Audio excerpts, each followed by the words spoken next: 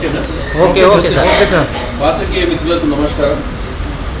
ఈరోజు పొద్దున national Herald కేసులో ఏదైతే ఆ కేసుని కోర్టు కొట్టివేయడం జరిగిందో, ఎన్ఫోర్స్మెంట్ డైరెక్టరేట్ ఏదైతే నేషనల్ హెరాల్డ్ కేసులో రాహుల్ గాంధీ గారిని, సోనియా గాంధీ గారిని మేము గతంలో ఎన్నోసార్లు చెప్తూ వస్తున్నాం.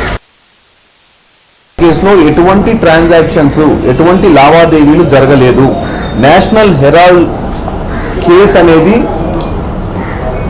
కుట్రపూరితంగా కక్ష సాధింపుతో కోసమే బీజేపీ గాంధీ కుటుంబాన్ని భారతదేశ ప్రజల ముందు దోషులుగా వాళ్ళ మనసులో ఒక దురాలోచన కలిగించాలి, ప్రజలకు తప్పుతో పట్టేయాలన్న ఆలోచనతోటి బీజేపీ ఈడీ అనే ఒక వ్యవస్థను, ఎందుకంటే గతంలో ఎన్నోసార్లు చెప్పినాం, ఎన్ఫోర్స్మెంట్ డైరెక్టరేట్ కానీ, సిబిఐ కానీ, ఎలక్షన్ కమిషన్ కానీ ఈరోజు వాళ్ళ సొంత ఆర్గనైజేషన్లో ఉన్నటువంటి కార్యకర్తల్లాగా వాడుకుంటారు. ఎందుకంటే మొన్నటిదాకా మీరు ఎస్ఐఆర్ చూసిరు, ఎలక్షన్ కమిషన్ భారతదేశ వ్యాప్తంగా కూడా ఎట్టి పరిస్థితుల్లో బీజేపీని గెలిపియాలి, ఎన్డీఏ ప్రభుత్వాన్ని కాపాడాలన్న ఉద్దేశంలోనే పనిచేస్తుంది. కానీ ఏ రోజు కూడా అదొక న్యూట్రల్ బాడీ అన్న విషయాన్ని మర్చిపోయింది.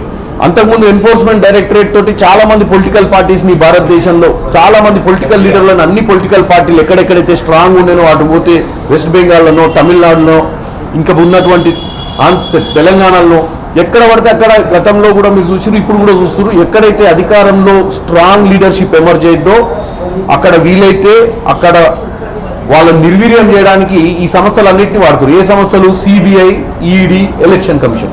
దాంట్లో భాగంగానే ఈరోజు క్లియర్గా భారతదేశ ప్రజల ముందు ఈడీకి చివాట్లు పెట్టింది కోర్టు.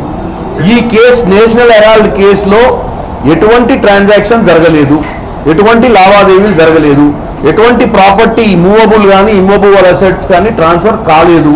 మీరు ఉట్టిగానే ఛార్జ్ షీట్ ఫైల్ చేసి వాళ్ళ మీద ఎఫ్ఐఆర్ ఫైల్ చేయించే దిశగా మీరు నోటీసులు ఇవ్వమని చెప్పి కోర్టుకు పోతే కోర్టు చివాట్లు పెట్టి ఇలాంటి పనులు చేయొద్దని చెప్పడాన్ని చూస్తుంటేనే ఈరోజు బీజేపీ ప్రభుత్వం ఇకనైనా వాయికిని మార్చుకొని, ఇకనైనా ఉన్న వ్యవస్థలను ప్రజా సంక్షేమం కోసం, ప్రజల అవసరాల కోసం, పెద్ద పెద్ద సమస్యలను పరిష్కరించడానికి ఈ ఈడీలను, సిబిఐలను వీటిని వాడాలి. కానీ ఇన్కమ్ ట్యాక్స్లను, తర్వాత ఎలక్షన్ కమిషన్లను కానీ వాళ్ళ స్వలాభాల కోసం, వాళ్ళ పార్టీ మనుగడ కోసం ఇలాంటి